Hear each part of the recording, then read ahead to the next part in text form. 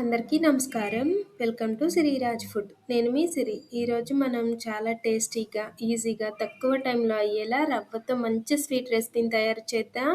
Taste చాలా అంటే చాలా బాగుంది. చిన్న పిల్లల నుంచి పెద్దవాళ్ళ వరకు భలే ఇష్టంగా తింటారు. ఈ వీడియో మీకు నచ్చితే తప్పకుండా like, share and subscribe friends. ఈ రెసిపీ కోసం ముందుగా ఒక మిక్సీ జార్ తీసుకొని అందులో ఒక కప్పు ఉప్మా రవ్వ వేసి ఒక్కసారి మిక్సీ పట్టుకోవాలి. రవ్వ లావుగా ఉంది అంటేనే మిక్సీ పట్టాలి, సన్నగా ఉంటే మిక్సీ పట్టాల్సిన అవసరం ఉండదు. రవ్వ అనేది ఇలా అయిన తర్వాత ఒక గిన్నెలోకి తీసుకొని పక్కన పెట్టేద్దాం. మళ్ళీ అదే మిక్సీ జార్లో ఏ కప్పుతో అయితే రవ్వ తీసుకున్నామో అదే కప్పుతో 3/4 కప్పు పంచదార తీసుకొని పంచదారను కూడా మెత్తగా మిక్సీ పట్టుకొని అదే గిన్నెలో పోసేద్దాం.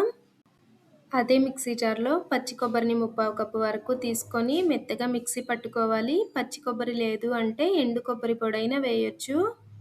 రవ్వ, పంచదార మిక్సీ పట్టుకున్న తర్వాతే కొబ్బరిని పట్టాలి. కొబ్బరి తేమగా ఉంటుంది కాబట్టి ముందే పట్టామంటే రవ్వ, పంచదార అనేది అంత మెత్తగా పౌడర్ అవ్వదనమాట. మిక్సీ పట్టిన ఉప్మా రవ్వ, కొబ్బరి, పంచదార అనేది మంచిగా కలిసేలాగా కలుపుకోవాలి. స్వీట్ చేయడానికి మనం పంచదార వాడుతున్నాం కదా, పంచదారకి బదులుగా బెల్లం పొడైనా బెల్లమైనా వేయొచ్చు. బెల్లం అయితే కరిగించిపోయాలి, బెల్లం పొడి అయితే డైరెక్ట్గా వేసేయచ్చు.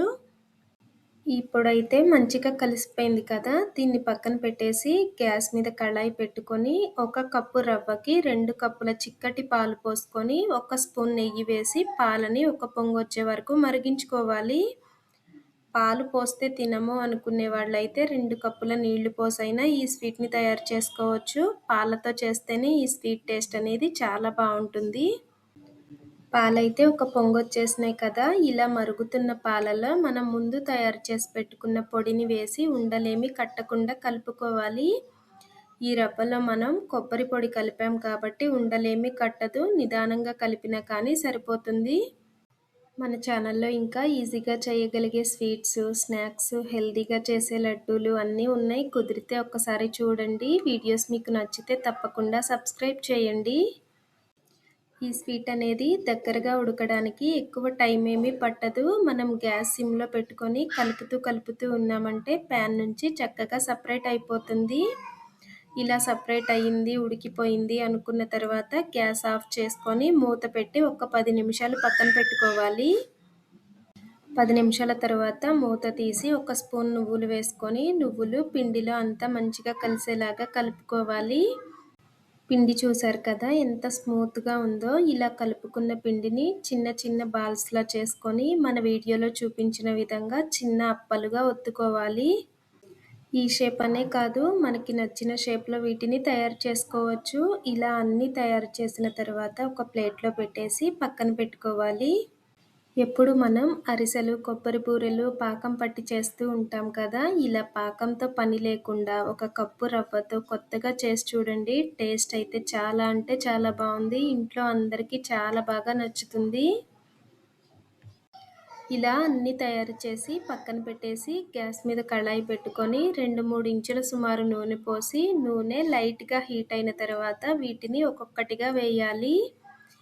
ఈ అప్పలు వేసిన తర్వాత 1 నిమిషం పాటు కదపకూడదనమాట. కొంచెం గట్టి పడిన తర్వాత రెండో వైపు తిప్పేసి 2 వైపులా మంచిగా బంగారు కలర్ వచ్చే వరకు వేయించుకోవాలి. ఇప్పుడు ఇవైతే 2 వైపులా మంచిగా వేగిపోయినాయి కదా, వీటిని ఒక్కొక్కటిగా తీసుకొని అరిసెల్ని ఎలా అయితే ఒత్తుతామో అలానే ఒత్తామంటే ఎక్స్ట్రా ఏమైనా నూనె ఉంటే బయటకు వచ్చేస్తుంది. ఇవన్నీ పక్కకి ప్లేట్లోకి తీసేసి రెండో వాయి వేద్దాం. వీటిని పాకం పట్టే పని లేకుండా రవ్వతో చాలా ఈజీగా తక్కువ టైంలో తయారు చేసుకోవచ్చు. టేస్ట్ కూడా చాలా అంటే చాలా బాగున్నాయి. కొబ్బరి వేయడం వలన టేస్ట్ అయితే డబుల్ అవుతుంది అనమాట. కొబ్బరి రవ్వతో ఒక్కసారి ఈ రెసిపీని తయారు చేసి చూడండి. చిన్నపిల్లలైతే భలే ఇష్టంగా తింటారు. ఇప్పుడు రెండో వాయి కూడా వేగిపోయింది కదా, వీటిని కూడా పక్కకి తీసేద్దాం. ఏదైనా స్వీట్ తినాలి అనిపిస్తే 1 కప్పు రవ్వతో అప్పటికప్పుడే తయారు చేసుకోవచ్చు. ఈ వీడియో మీకు ఎలా అనిపించిందో కామెంట్ చేయండి. ఈ వీడియో మీకు నచ్చితే తప్పకుండా లైక్ చేయండి, షేర్ చేయండి, సబ్స్క్రైబ్ చేయండి. మన ఛానల్లో ఇంకా ఈజీగా చేయగలిగే స్వీట్ రెసిపీస్, స్నాక్ రెసిపీస్ చాలా ఉన్నాయి. కుదిరితే ఒక్కసారి చూడండి. రేపు ఇంకో మంచి వీడియోతో మళ్ళీ కలుసుకుందాం. By bye friends.